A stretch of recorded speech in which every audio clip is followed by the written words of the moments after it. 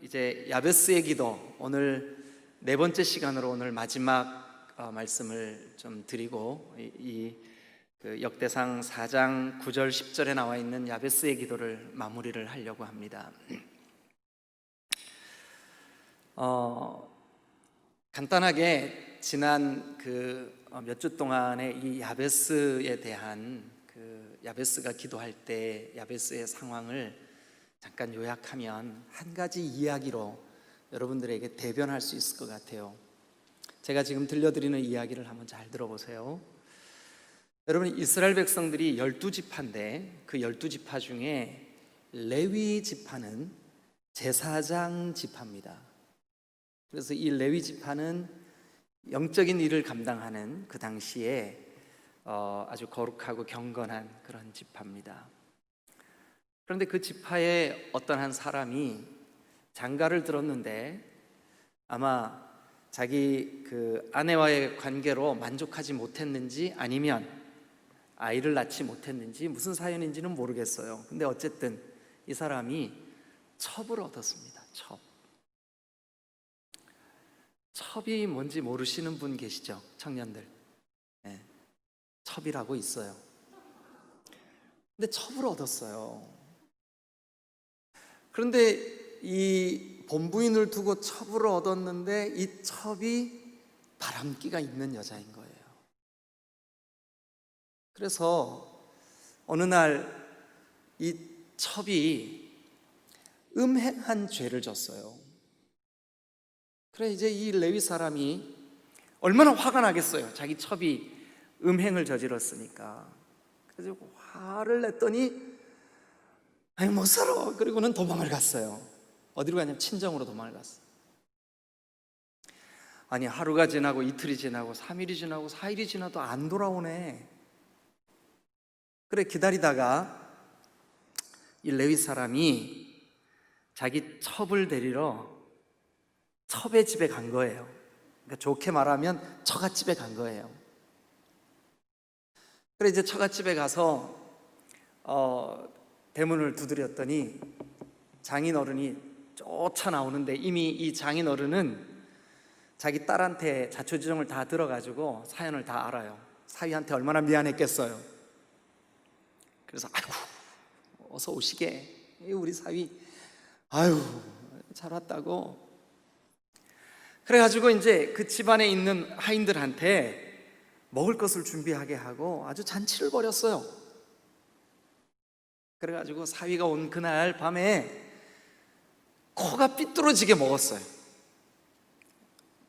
먹고 마시고 장인이 이 사위의 마음을 달래야 되니까 뭐 온갖 좋은 것들을 내다가 같이 먹고 마셨어요. 그래서 자기 첩을, 그러니까 아내를 데리러 온 이 레위 사람이 그날 얼마나 먹었는지 집으로 못 돌아갈 만큼 많이 먹었어요. 그래 장인어른이 그러는 거예요. 아이고 뭐 급한 일도 없는데 오늘 저녁 때 여기서 자고 내일 가게. 저녁 때 그냥 뭐 이렇게 이만큼 먹었으니 아침에 늦게까지 잤겠죠. 해가 중천인데 사위가 뿌시시 일어나서 방문을 열고 나오니까 장인이 또 다른 상을 봐놓은 거예요. 급할 게 뭐 있는가? 이거나 식사나 하고 가게. 밥을 먹으면서 두런두런 장인하고 사위하고, 이 첩의 아버지도 장인 맞나요? 제가 잘 모르겠는데 어쨌든 첩의 아버지하고 마주 앉아가지고 부어라 마셔라. 누가요? 누가? 이거 놓치면 안 되는데 처음에 누가 그랬다고요? 누가 첩을 얻었다고요? 레위인이. 레위인은 무슨 지파라고요? 주의 일을 하는 주의 종들의 지파라고요. 그런데 장인어른하고 마주 앉아가지고 한 잔은 장인의 장수를 위하여, 그래 한 잔은 사위의 행복을 위하여, 그러면서 둘이 주거니 받거니. 아니 아침부터 낮술이 올랐어요. 그래가지고 그날도 못 갔네. 그래 그 다음날 아침 일찍 일어나서 가지 뭐. 그랬는데 아침에 또 지난날 하도 시커 먹었으니까 늦게까지 자고 일어났는데 벌써 해가 또 중천이요. 3일째잖아요. 그날 또 장인이 그러는 거예요. 아이고, 오늘 하루만 더 놀다가. 그래, 그날까지 꽉 채워서 실컷 놀고 그 다음날 아침이 밝자마자 첩을 나귀에 태우고 길을 떠난 거예요. 집으로 돌아오려고. 옛날이니까 걸어가야 되잖아요. 그래가지고 뭐 산을 넘고 물을 건너고 그만 가는 노정에 서산에 해가 뉘엿뉘엿 넘어가기 시작하는 거예요. 야, 이거 어떡하지? 근데 마침 조금만 더 가면 베냐민 지파가 사는 기브아라는 동네가 나와요. 그래서 조금만 더 가서 저 베냐민 지파의 기브아에 가서 우리 하룻밤 묵어 가자. 그래 이제 기브아에 갔는데 지나가는 나그네가 왔는데 아무도 자기를 맞아들이지를 않는 거예요. 그래서 지나가는 사람에게 혹시 오늘 밤 좀 묵을 만한 장소가 있냐고. 우리 집 없다고. 근데 한 노인이, 백발의 노인이 밭에서 일을 하고 지게를 지고 소를 몰고 이리야 집으로 돌아오고 있는데 나그네가 지나가니까 그대는 어디서 왔는데 이렇게 나그네가 날이 저물었는데 어딜 가시오? 노인장, 내가 오늘 이 기브아에서 좀 하룻밤 묵어야 되겠는데 노인장의 집에 빈 방이 있어. 보아하니 레위인 같은데 우리 집에 들어오면 좋지요. 들어갑시다.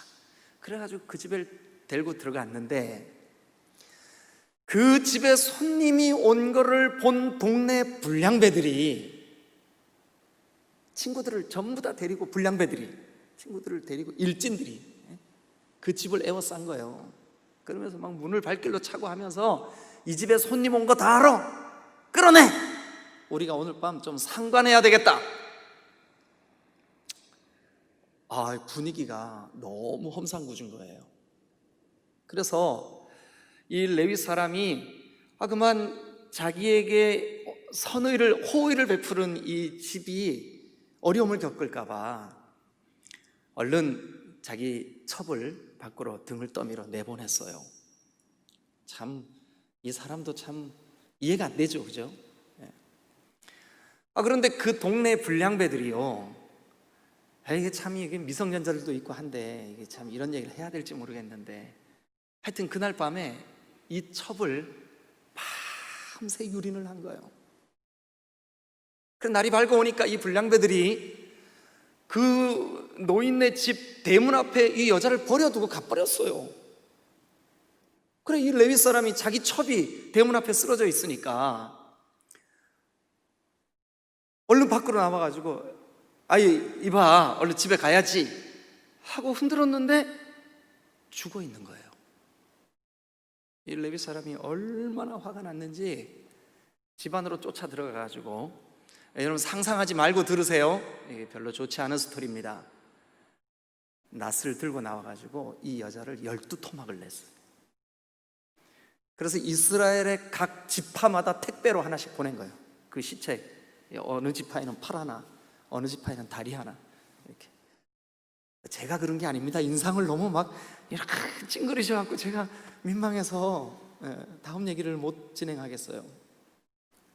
그래가지고 12지파의 두령들이 자기 지파로 택배가 배달돼 왔는데 세상에 여자 팔 하나, 여자 다리 하나, 이게 도대체 무슨 일이냐? 사연이 간단하게 편지가 적혀 있는데 베냐민 지파의 기브아가 얼마나 타락했는지 손님으로 온 나의 첩을 이렇게 유린하고 죽게 만들었다고.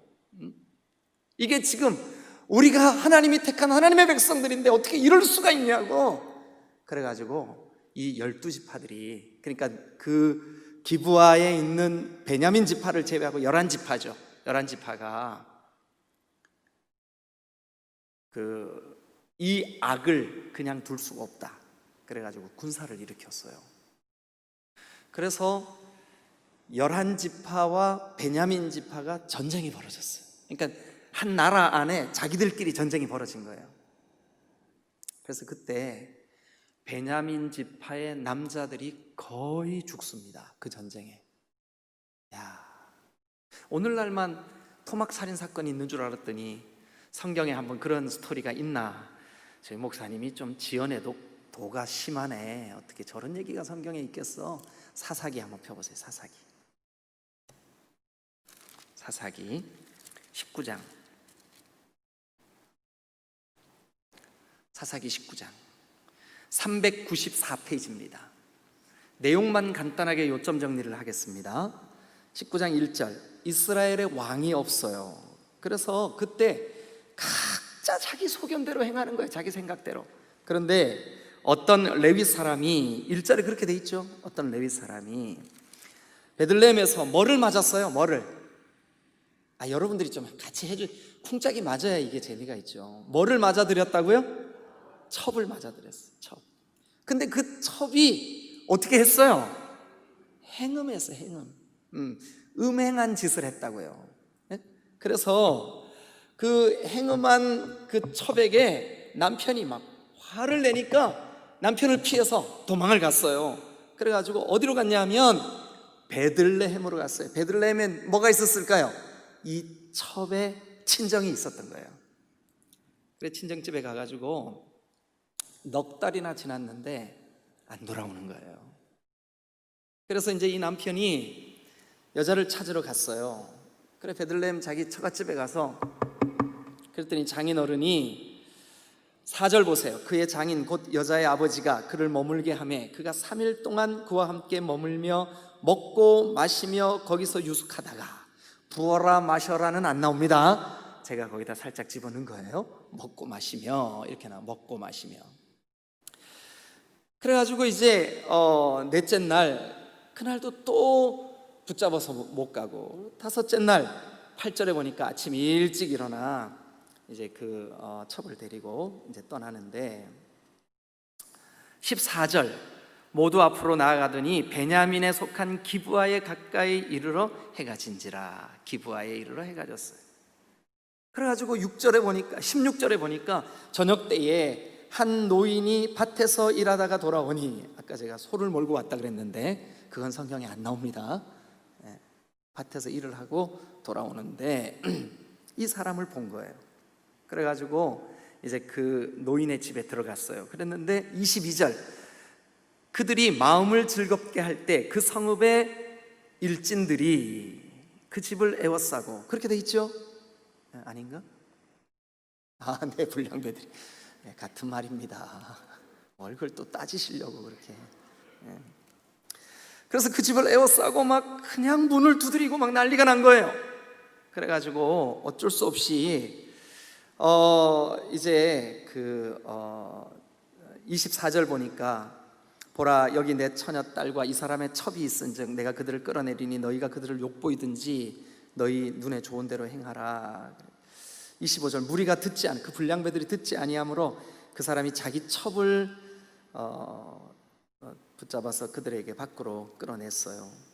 그랬더니 그 여자와 불량배들이 밤새 그 여자를 능욕하다가 새벽 미명에 놓아줬는데, 그 동틀 때 여인이 자기 주인이 있는 그 집의 문 앞에 이르러 엎드려져 발기까지 거기 엎드려져 있더라. 그의 주인이 일찍 일어나 집 문을 열고 떠나고자 하더니 그 여인이 집 문 안에 엎드려져 있고 그의 두 손이 문지방에 있는 것을 보고 그에게 이르되 일어나라 우리가 떠나가자 하나 아무 대답이 없는지라. 이에 그의 시체를 나귀에 싣고 행하여 자기 곳으로 돌아가서 그 집에 이르러서는 칼을 가지고 자기 첩의 시체를 거두어 그 마디를 찍어 12덩이에 나누고 그것을 이스라엘 사방에 보내매 그것을 보는 자가 다 이르러 이스라엘 자손이 애굽 땅에서 올라온 날부터 이때 지금 가장 패역했구나 이거.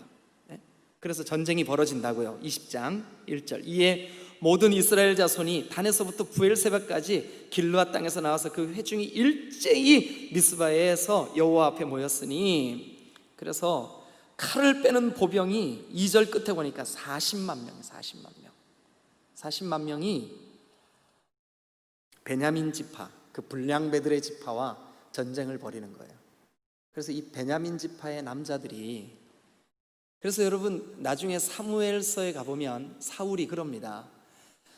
저는 베냐민 지파 중에서도 가장 작은 자입니다. 그러니까 베냐민 지파입니다라고 하는 말은 뭐냐? 우리 지파는 인구가 제일 작습니다. 왜일까요? 이 전쟁 때문에. 어쨌든 자 보세요. 제가 지난주에 그랬죠. 야베스가 살던 시대는 사사 시대라고 말씀드렸어요. 기억나세요? 뭐 기억 안 나도 할 수 없어요. 근데 야베스가 살던 시대는 사사 시대인데 그 사사 시대의 스토리가 어때요 지금? 사사기 19장 20장 제가 좀 시간이 없어서 빨리 소개를 했지만 어때요? 비정상입니다. 있을 수 없는 일이에요. 레위 지파 사람이 그런 짓을 했다는 것도 그렇지만 그 시대가 이렇게 음란하고 패역하고 어둡고 죄로 가득한, 여러분 그런데 지금 우리가 사는 시대가 딱 이렇습니다. 딱 이렇습니다. 각자 자기 생각에 옳은 대로 행동해요. 말씀의 기준이나 성령의 이끄심이나 이런 것보다 자기 생각에 옳은 대로 행동을 해. 그러다 보니까 자기가 지금 성도인지 자기의 직분이 집사인지 망각하고 레위 지파답지 못하게 아무렇게나 행동하는 그런 시대를 우리가 살고 있어요. 근데 야베스가 살던 시대가 바로 그 시대입니다. 영적인 타락의 시대. 그리고 여러분 지난주까지 이 야베스는 어떤 사람이었다고 제가 말씀을 드렸냐 하면, 여러 정황상 이 야베스가 태어났을 때 이미 아버지가 없었을 가능성이 아주 커요. 구약을 연구하는 학자들은 대부분 그렇게 추정합니다. 유복자였을 가능성이 크다. 또 한 가지, 이 야베스의 어머니에게 이것이 단순히 난산으로가 아니라 태어난 이후로 계속해서 어머니에게 눈물이 되고 근심거리가 된 것을 볼 때 이 야베스가 어쩌면 장애를 안고 태어났을 가능성이 크다.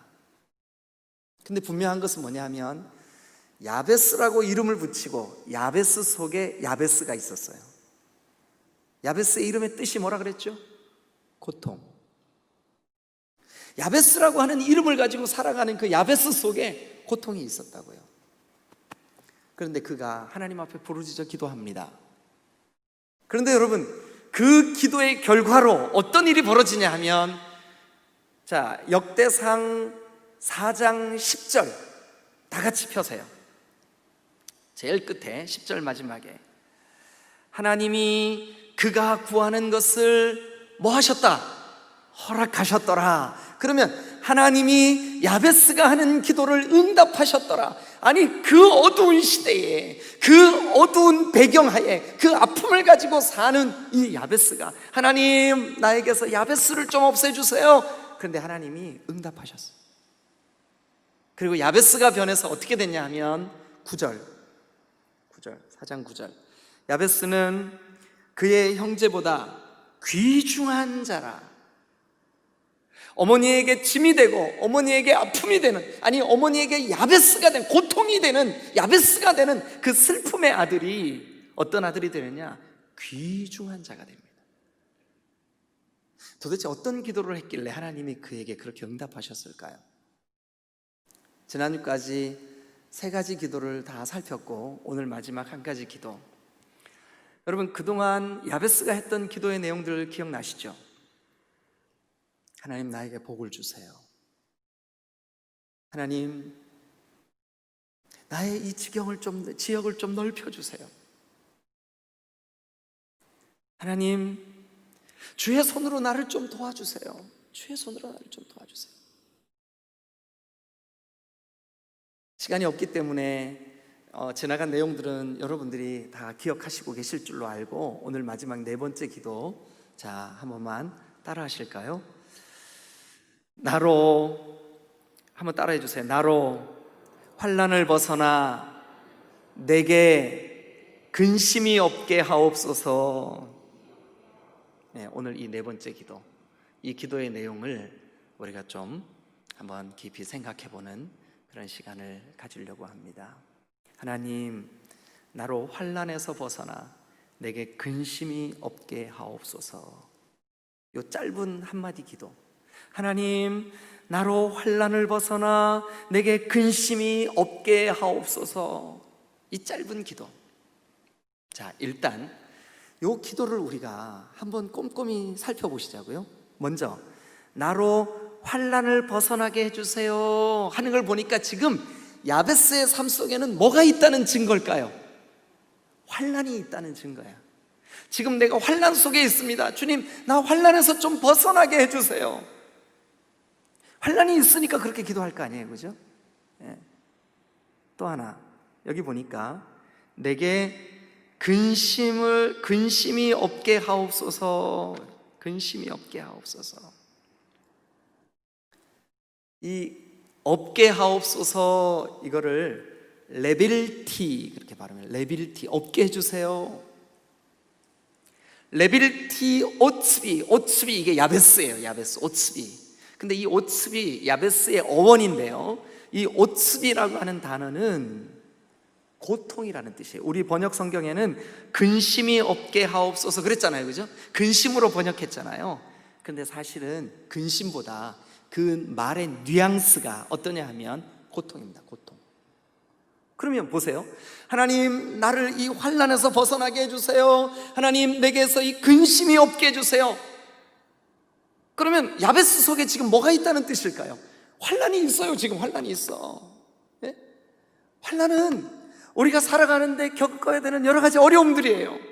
환난은 내가 하나님 뜻대로 살고자 할 때 그것을 그렇게 살지 못하게 만드는 외부적인 환경들이에요. 외부적인 압력이에요. 이게 환난이에요. 그런데 그 다음에 있는 이 오츠비라고 하는 근심, 여러분 다시 거기 근심 동그라미 치고 옆에다가 설명을 쓰세요. 고통이라고 써놓으세요. 고통. 오츠비, 고통. 이게 야베스가 되는 거라고요. 야베스, 같은 말입니다. 오츠비, 고통. 그러면 고통이 없게 해주세요 하는 말은 야베스에게 지금 뭐가 있다는 뜻일까요?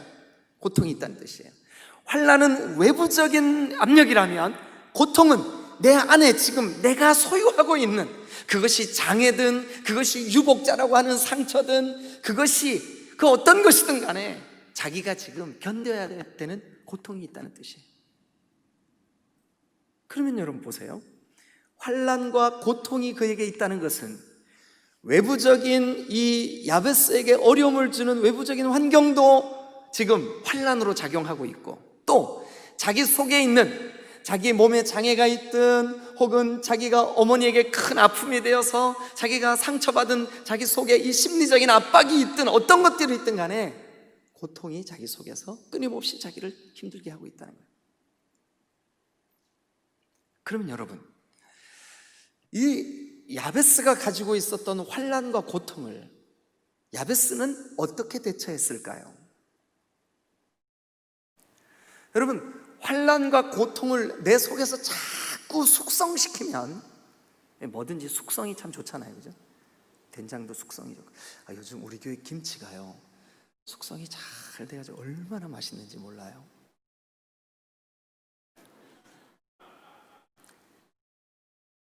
근데 여러분, 만약에 우리 안에 이 환난과 고통을 숙성시키잖아요. 그럼 우리 병들어 죽습니다. 우울증 걸립니다. 하나님과의 관계가 깨집니다. 죄의 노예가 됩니다. 고통의 멍에가 그를 더 힘을 못 쓰도록 짓누르게 되어 있습니다. 이 환난이나 근심은 우리 속에서 우리를 함몰시킬 수 있는 힘이 있어요. 우리를 우울하게 만들어요. 우리의 어깨를 딱 붙잡아서 꼼짝 못하게 만드는 강력함이 있다고요. 그런데 아무리 자기에게 장애가 있든 자기가 유복자든 자기가 사는 이 시대가 조금 전에 소개드렸던 대로 레위인들조차도 첩을 맞아들이고 음란과 더러움과 싸움과 자기 주장이 강한, 자기 생각으로 가득한 그 영적인 패역한 시대를 산다 할지라도 환난과 고통을 자기 속에서 숙성시킬 필요가 없어요. 야베스는 비록 그 시대가 그렇고 자기의 환경이 그렇다 할지라도 그 문제를 가지고, 자, 다시 한번 보세요. 10절. 야베스가 이스라엘 하나님께 아뢰어 이르되 제가 설명드렸죠, 첫 시간에. 아뢰다, 이게 뭐라 그랬어요? 부르짖어 이르되, 부르짖어. 오늘날 우리대로 하면 주여 이렇게 한 거라고요. 부르짖었다고요. 부르짖었다고요. 여러분 속에 환난이 있으세요? 여러분 속에 고통이 있으세요? 주님 앞에 달려나와 두 손을 높이 들고 주여 나 좀 도와주세요. 야베스가 그렇게 했다고요. 자기 우울함에 함몰되지 않고, 자기의 환난에 거기에 숙성시키지 않고, 자기의 마음에 그걸 품어두지 않고 주님 앞에 달려나와 두 손을 높이 들고 주여 부르짖은 줄로 믿으시기를 축원합니다. 이 야베스가 했던 행동이, 자기에게 있는 기도 제목, 자기에게 있는 아픔, 자기에게 있는 환난, 자기에게 있는 이 오츠기, 고통, 그 문제를 주님 앞에 들고 나와서, 여러분들은 어떤 쪽이 가까우세요? 나에게 문제가, 여러분 제가 첫 시간에 그랬죠. 바로 내가 야베스다. 우리 안에 야베스 없는 사람 아무도 없어요. 야베스 없는 사람 아무도 없어요. 다 어떤 형태든 야베스가 있어. 그 야베스의 정도가 크고 작을 뿐이지 우리에게는 누구나 다 야베스가 있어.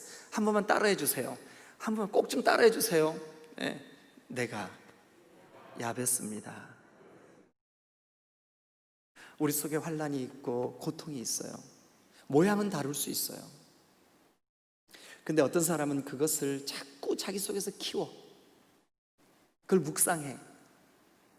그런데 야베스는 어떻게 했냐면 그걸 들고 여호와께 나아갔어요. 부르짖었어요. 사랑하는 여러분, 272장 찬송가 고통의 멍에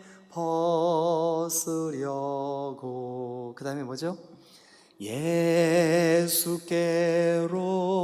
예수께로 나옵니다. 여러분, 고통의 멍에, 이 고통이 야베스예요. 저는 어릴 때 시골에서 자라가지고 멍에를 잘합니다. 멍에. 제가 멍에 그러니까 김수희 생각한 분들 계시죠?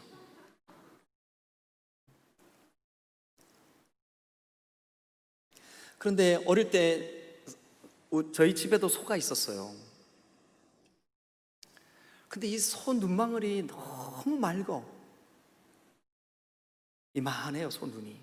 껌뻑껌뻑, 그렇게 순할 수가 없어.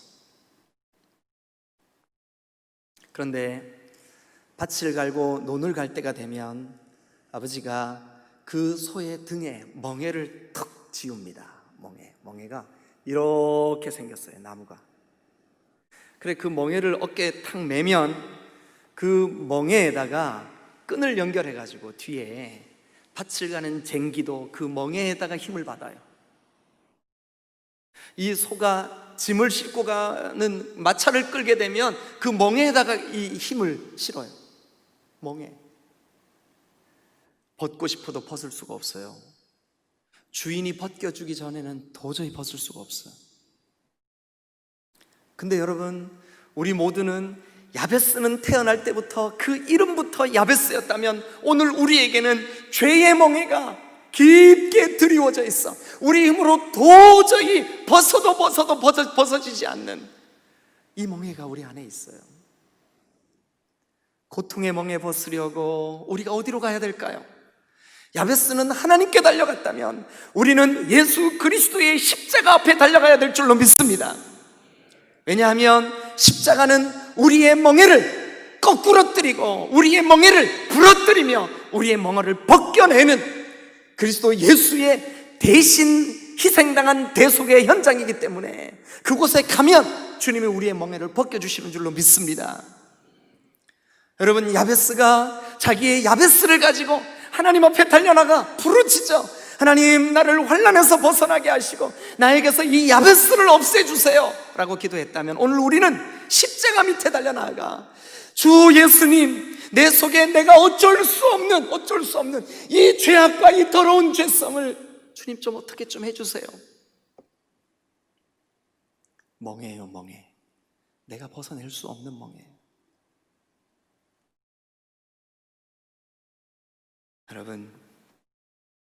여러분들도 이 멍해 때문에 힘드시죠? 내가 좀 장로답게, 목사답게, 전도사답게, 집사답게 살고 싶은데 내 속에 있는 이 죄악들이 정말 내가 생각할 때 너무나 더럽고 정말 어떻게 할 수 없어.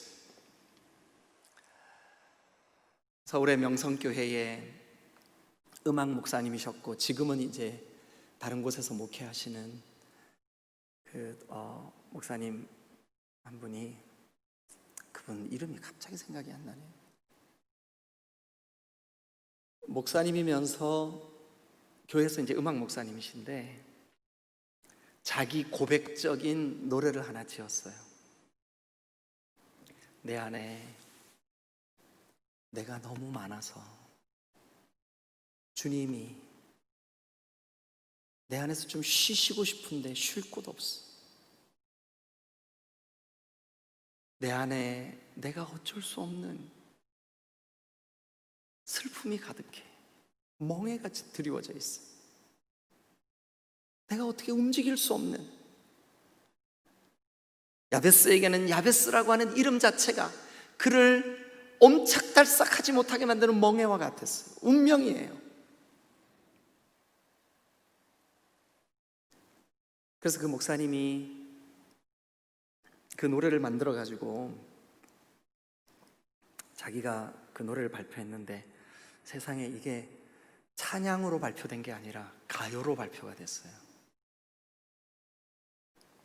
아니 농담 말고 진짜. 내 안에 내가 너무도 많아. 당신의 쉴 곳 없네. 내 안에 내가 어쩔 수 없는 슬픔. 외로운 가시나무 같네. 바람만 불면. 그 다음 가사가 생각이 안 나네요. 제가 요즘 좀 경건해가지고.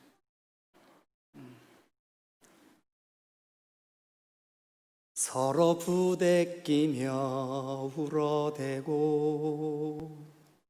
들어보셨죠? 여러분 이거 목사님이 지은. 여러분 야베스에게 있는 환난과 고통, 그 문제를 가지고 야베스는 자기 스스로 우울해지거나 자기 스스로 그 죄에 함몰되어 거기서 허우적거리는 것이 아니라 그 더러운 죄를 가지고 주님 앞에 달려나와 하나님 나를 좀 도와주세요. 부르짖었습니다. 부르짖으면서 정직하게 하나님 나를 좀 환난에서 벗어나게 해주세요. 하나님 나에게 있는 이 근심을, 이 고통을 주님 없게 해주세요.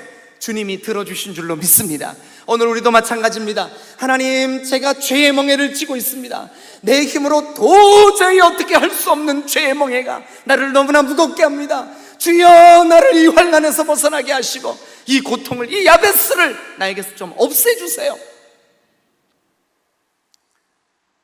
한 번만 따라해 주실래요? 하나님이 그가 구하는 것을 허락하셨더라. 믿으시는 분만 크게 아멘.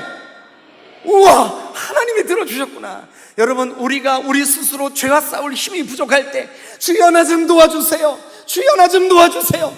두 손 높이 들고 서렌더. 주여 항복입니다. 내 힘으로 못하겠습니다. 주님이 붙잡아 주실 줄로 믿습니다. 오늘 이 밤도 마찬가지입니다. 주님 코로나로 눌려있는 이 상황 속에 이 민족 안에 있는 교회들이 침체되어 가고 주님 영적으로 눌려 있습니다. 주님 우리 어떻게 하면 좋아요? 우리가 할 수 있는 일은 어떨 때 보면 너무나 연약해 보이기 짝이 없어. 겨우 한다는 것이 기도밖에 없어. 그러나 여러분 오늘 여기 성경을 보세요. 기도야말로 가장 강력한 하나님의 은혜의 통로인 줄로 믿습니다. 기도야말로 하나님의 도우심을 구하는 가장 완벽한 우리의 몸부림인 줄로 믿습니다. 하나님은 그의 기도만 응답하신 것이 아니라 그를, 그 야베스를, 그 고통이를, 그 슬픔이를 여러분 존귀한 자로 만들어 놓으신 줄로 믿으시길 축원합니다. 우리가 사탄의 권세 아래 있었고, 우리가 죄의 노예로 끌려다녔고, 우리 속에 환난과 고통이 가득했었지만 우리가 예수 그리스도 앞에 달려나와 고통의 멍에 벗으려고 예수께로 나아옵니다. 기도하고 주님의 도우심을 구하면 주님 우리의 환난과 고통을 제하시고 우리를 주의 거룩한 자녀 삼아주실 줄로 믿습니다. 그렇게 전에는 죄의 이끌림을 받았고, 전에는 어두움에 함몰되어 있었고, 전에는 내 속에 있는 우울함이 나를 주관했었지만 이제는 하나님이 나를 통치하시고 예수 그리스도의 생명의 복음이, 십자가가 나를 다스리시고 이끄시는 것, 그게 바로 하나님 나라입니다. 여러분, 하나님 나라의 백성인 줄로 믿으시기를 축원합니다. 하나님 나라 백성의 거룩한 부르짖음을 주님은 오늘 여기 성경에 그가 구하는 것을 허락하셨더라. 사랑하는 여러분,